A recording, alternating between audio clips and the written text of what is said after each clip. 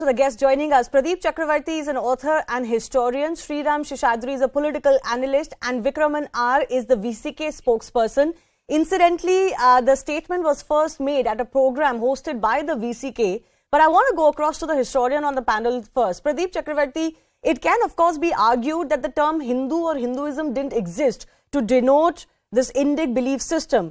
But is it splitting hairs to say that the Cholas were not Hindu at all? Thank you very much for this opportunity. The Cholas were definitely very, very hardcore Hindus, and I'm going to come to that in a minute. I think let's deconstruct Mr. Kamala Hassan's argument because that's the easier one. Yes, he is right. Hinduism is a word that came actually in the Mughal times and then to the British. But the mistake he makes in that statement is he connects Shaivism, Vaishnavism and Jainism. And that's a big mistake because at that time in the Chola period and even before that and even after that, Hinduism, or what we call as Hinduism today, was not so much a religion because the word religion comes to us from the West, from the Abrahamic tradition. We had the Nastika and the Astika schools. The Astikas were people who believed in the primacy of the Vedas and in the existence of God. So within the Astikas group, you had the Nyaya, the Vaiseshika, the Yoga, the Sankhya, the Vedanta, and the Mimamsa. When he talks about what Adi Shankara did, what Shankara did was only refine the Vedanta system. So it's a small part.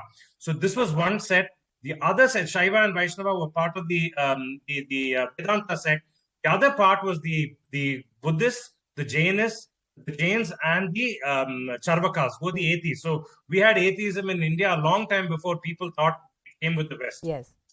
So in combining these two, Mr. Kamala Hassan makes a very big mistake because at that time, the Astika school and the Nastika school were very, very different from each other. And why we shouldn't use the word religion here is because in the traditional Indian sense, I may not agree with you. I might be a Mimamsa or a Vedanta, I might be a Vaishnava, Shaiva, whatever it is.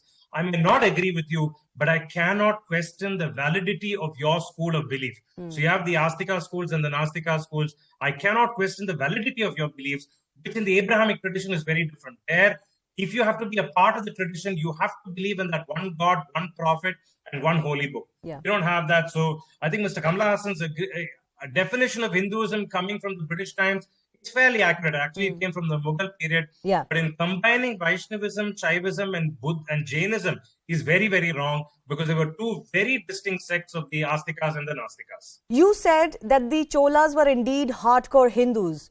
Would you want to elaborate on that before I go to our other guests? Of course. I mean, my mind boggles on even where to start and how Mr. Vetrimaran got this idea. The Cholas, their tutelary deity was the Nataraja at Chidambaram. The two portraits that we have in the Brihadishwara temple that show Rajaraja, both of them show him paying obeisance to the image of Nataraja. Their coronation was done there. The land measure that Rajaraja used was named after Adavallam. Among the metallic images that were given to the temple, there are totally 66 of them.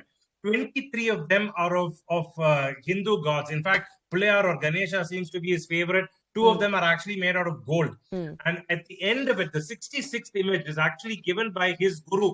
And that's Guru Ishana Shiva Pandita, and the images of the guru himself. Right. And in fact, I would go one step further to say not only were the Cholas very, very deeply Shaivite, the two things.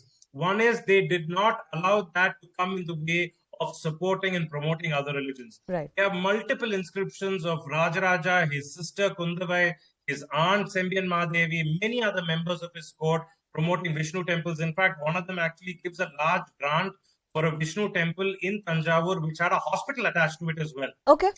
Rajendra Chola, his son, takes it even further. Very close to Chennai is Tirumukkudal, which had a large hospital, pharmacy, and an educational institution running. All of that was funded by the Chola kings. But that doesn't take away from the fact that they were very, very much praying to Hindu deities. So Vikraman, I'm coming to you. Why this attempt to drive a wedge between Hinduism at large and Shaivism? Because that seems to be the attempt here.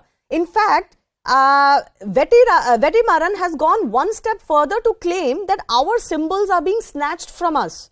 Saffronizing Valuvar or calling Raja Cholan a Hindu king is constantly occurring. He takes this argument that Cholas were not Hindu to a separate level, suggesting that Hinduism is appropriating them. How can Hinduism appropriate somebody who was devoutly Hindu? Okay, thank you for inviting me. See, this is a media manifested controversy out of nothing, actually. Director Vetrimaran had been stating the fact, which everybody knows here.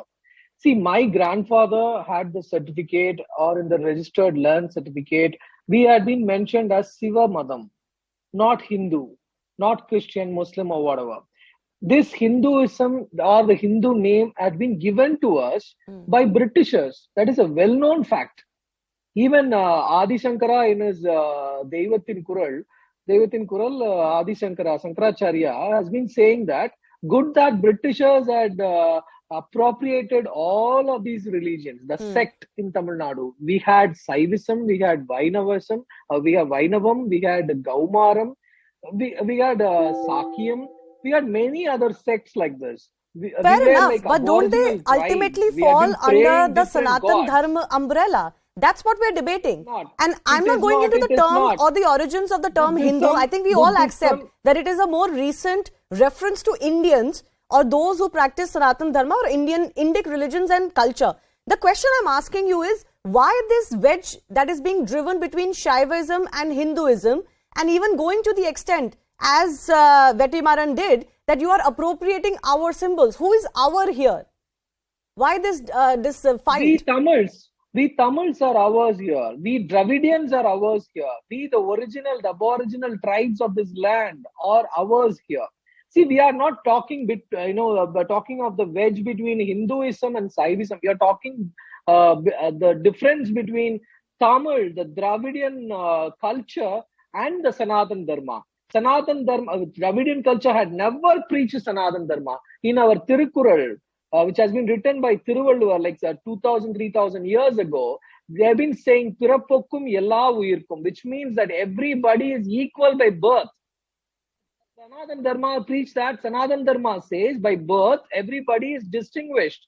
Like one is above, one is below. One is born out of head, one is born out of legs. Not One is above born and out below. of I head think is called one could Brahmin, and one is once born out of again. head is Shudra. But Tamil Tirukkural says, Sir, the larger argument I'm everybody is making, equal Vikram, by and birth. I accept there are various strands of Hinduism, various strands that have come in. Even religions like Jainism and Buddhism have eventually come from larger quote-unquote Hindu umbrella. My question is, how can you deny... It is not. How could you appropriate that? How could you appropriate that? No, 1 second. How can you deny that ultimately Dr. B.R. all of these Ambedkar, Indic... Dr. B.R. Sir, 1 Ambedkar, second, please I'm listen saying, to me. Let me finish it. How can you deny that ultimately all of these Indic faiths, you're praying to the same deities? How you may do it may differ. What your core beliefs and sets may be may differ from sect to sect. Ultimately, the larger philosophy is the same. You're praying to the same deities.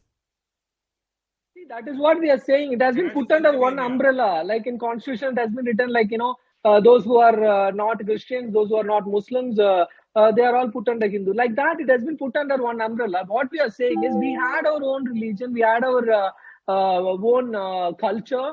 And one more thing I'm saying, Dr. B.R. Ambedkar has been quoting, I'm quoting Dr. B.R. Ambedkar here. He has been saying India's history is a war between Buddhism and Sanatan Dharma. It is a war between Buddhism and Sanatan Dharma. How could Not you all of appropriate India's history, Buddhism also surely. here? Come on. B.R. Ambedkar has been saying that. Sir, India's Sanatan history Dharma is dividing 6,000, people. 7,000, at least in terms of religion, that old. Buddhism is not that old. Let's not really overplay the Mr. Ambedkar's How statement. do you know that? Hinduism is just, Hindu is a term given by Britishers. It has come only That's fair. after Nobody is Britishers arguing came to that. India. Nobody is arguing against that. We Then understand why that. do you But say today we know what Hinduism Buddhism represents. had been Before I go to existing. Sriram It Sheshadri, is Pradeep, you wanted to come in? Pradeep? Coexisting with all these sects. Buddhism and It has been Jainism fighting go by Sanatan the Dharma. same philosophic principles that we go. Yeah. They go to the Upanishads as well.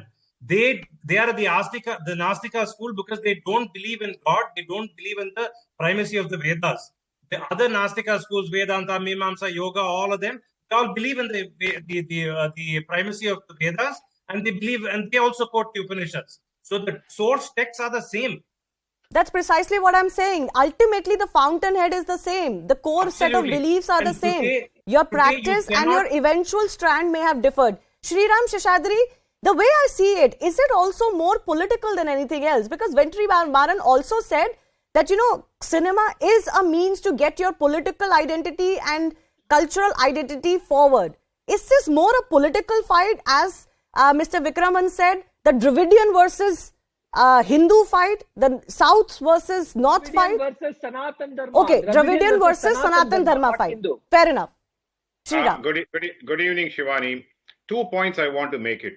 First, let's talk about the Cholas, whether they were Hindus or not. So we all agree that there are Shan Matam, that is 6 sects of Hindu, current modern day, whatever the modern day Hinduism. This is a actually trivial argument that, Hinduism is a name given, but all we are talking about Sanatan Dharma. The Cholas actually followed all the 6. They claim that they are the Surya Vanshis. They come from the Raghu Kulam. And then they even claim 38th king of their they are the descendants of Sri Rama. The second is they claim that they are that's a Surya Vanshi is a Shauram, which is one of the sect. The second is they claim that Vishnu was their first ever king, so which is they are Vaishnavites. They actually practice Shaivism. They built so many temples for Shiva. Even Rajaraja Chola is called the Shiva Pada Sekaran. So they are Shaivites. Their family deity is goddess Durga, so they are Shaktam. And their war cry is always Vetrivel Veeravel. So they have become to Kaumaram. And they started all their events or anything that they took an initiative, started with worshipping Lord Ganapati. So they are Ganapatyam. All the 6 sects of modern day Hinduism that we are calling, Cholas were actually living that on a day in and day out. So that is why I'm saying they are Hindus. Apart from all other historic fact, my esteemed colleague said. The second Vikraman started talking about is Sanatan Dharma discriminates by birth.